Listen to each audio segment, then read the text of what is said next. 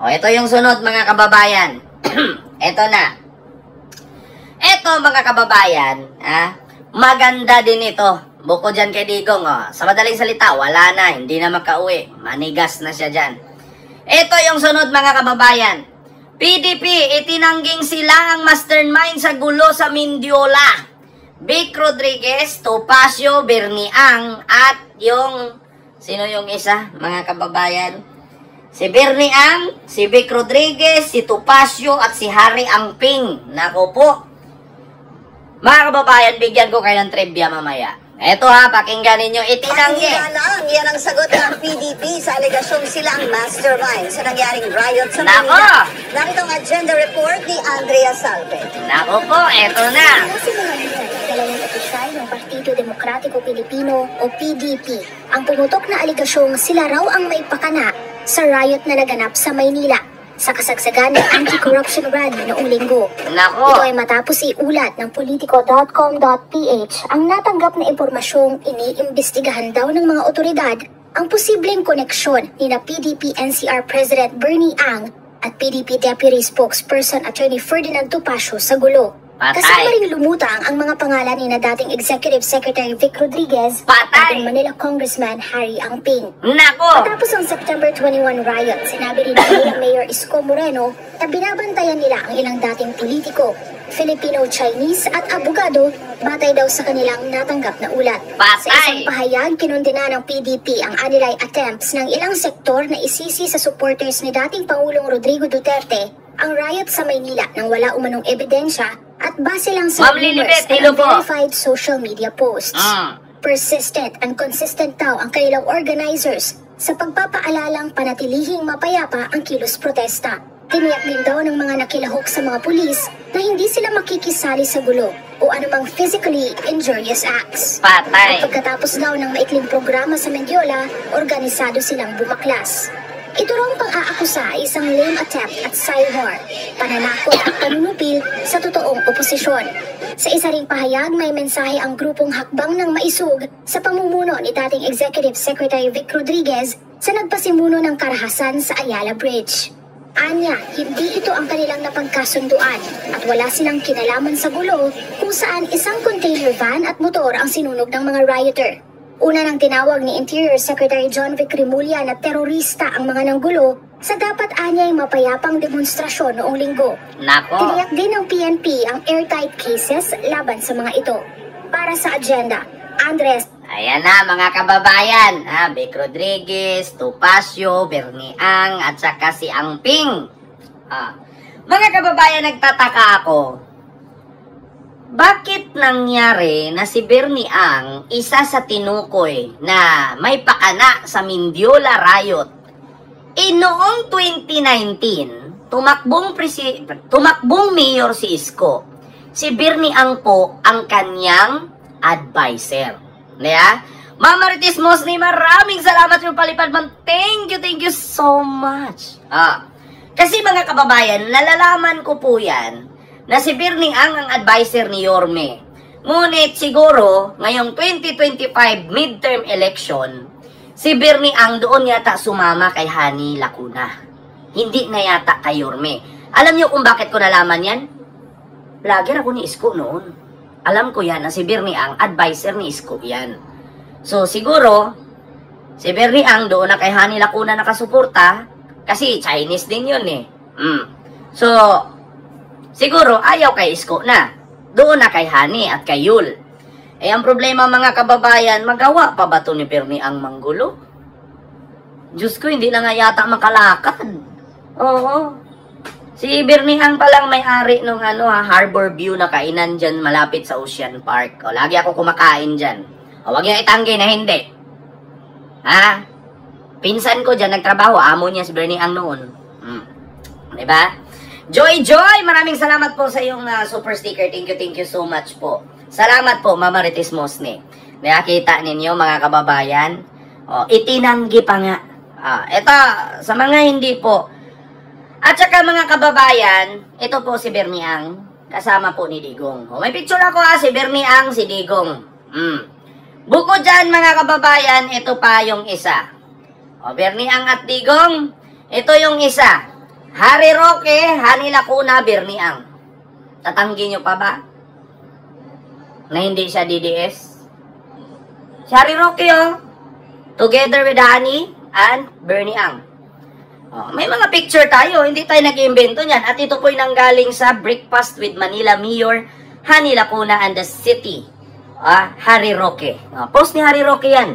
Hindi nyo may tanggi yan, mga kababayan. Ayan ko, ayan, mga picture nila. Oh. Hindi nyo may tanggi yan. Bakit? Pag sa flood control, nalalaman ninyo na makasama ng politiko at mga engineer, ito, hindi pa po pwedeng malaman natin. Diba? Ganun yun, mga kasama, mga kababayan, magkakasama sila.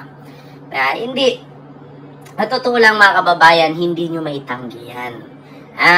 Kasi mismo sa Billionaire News, mga kababayan, na-receive ko din po yan. Bago ibinalita, no, sa Billionaire News, nilabas na din po yan sa politiko. Nauna ang politikong naglabas. At mismong si Isko na mismo nagsabi, alam ni Isko kung sino ang nasa likod.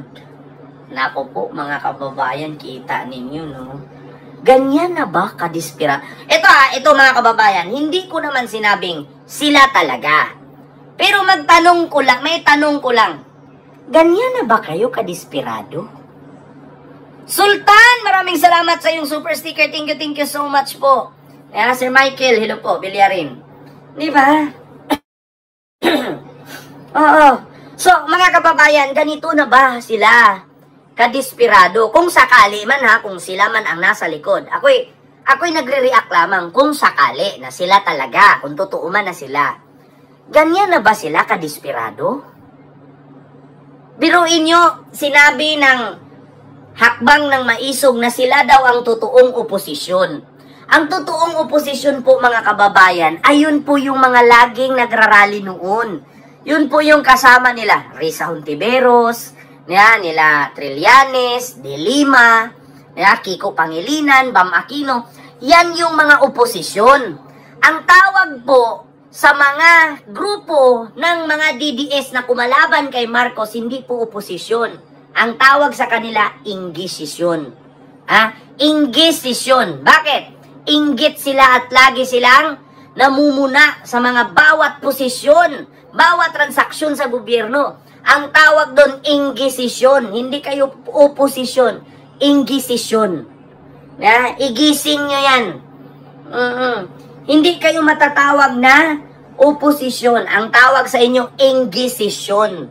Naiinggit. Di ba? Diyos ko, nakalagay dito, 3 stalwarts of Duterte-led PDP Laban and former Manila lawmaker tag in a sexual harassment scandal reportedly mastermind of anti-corruption rallies in Manila on Sunday. September 21, Politico has learned. Ann Cooper said authorities are investigating the possible involvement of lawyer Ferdinand Topacio, former Executive Secretary Vic Rodriguez, of former Manila City Administrator Bernie Ang, and ex-Manila Congressman Harry Angping, which left 129 police officers and 76 civilians injured. Kita ninyo? Hindi po oposisyon ang tawag sa PDP Laban sa grupo ni Sara na kumakalaban kay BBM. Ang tawag po sa kanila, inggisisyon. Bakit? Inggit sila eh. Yun ang totoo. Si Bustoyo at Makagago dapat ikulong na. Bakit naman? Hayaan nyo na yan. Salamat po, Vince Del Santo. Maraming salamat. Actually, mga kababayan, hindi ako naniniwala na ito may pakana. Bakit? Itong isa hindi na makalakad. Itong isa nag-uulyanin na. Ito lahat ng kaso hindi nanalo. Lalo naman ito. Hindi ako naniniwala na sila ang nasa likod.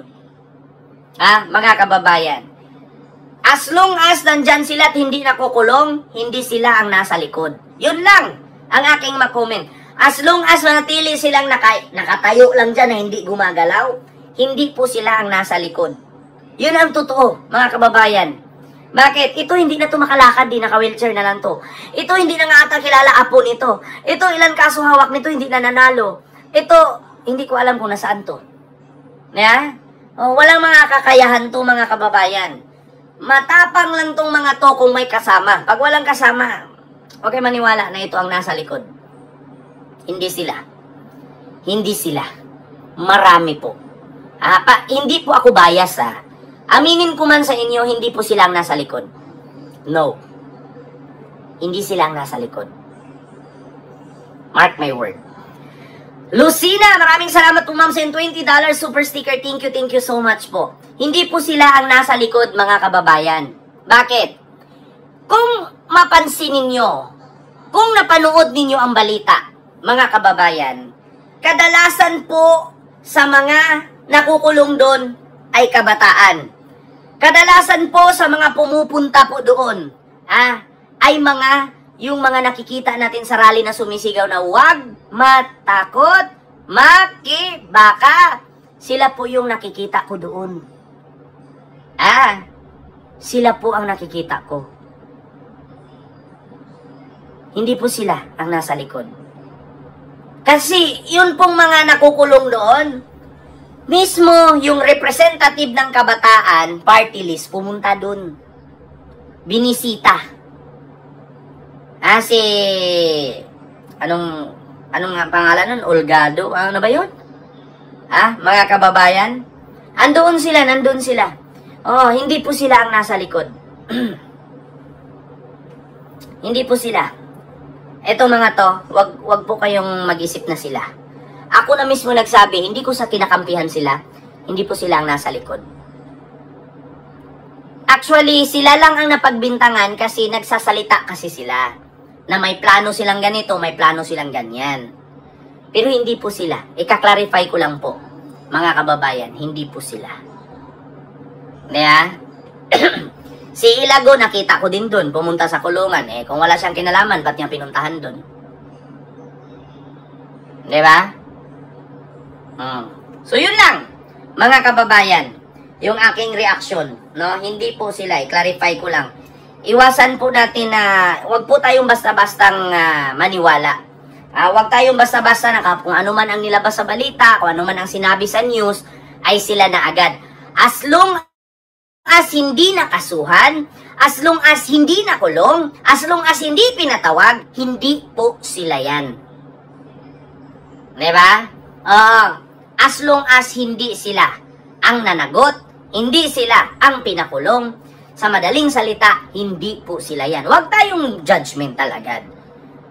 Natural, naintindihan ko naman taong bayan na tayo mismo, mga kababayan, ay pag sinabi sa balita, yun agad ang napasok sa isip natin. Hindi po. As long as hindi sila nakulong, hindi sila.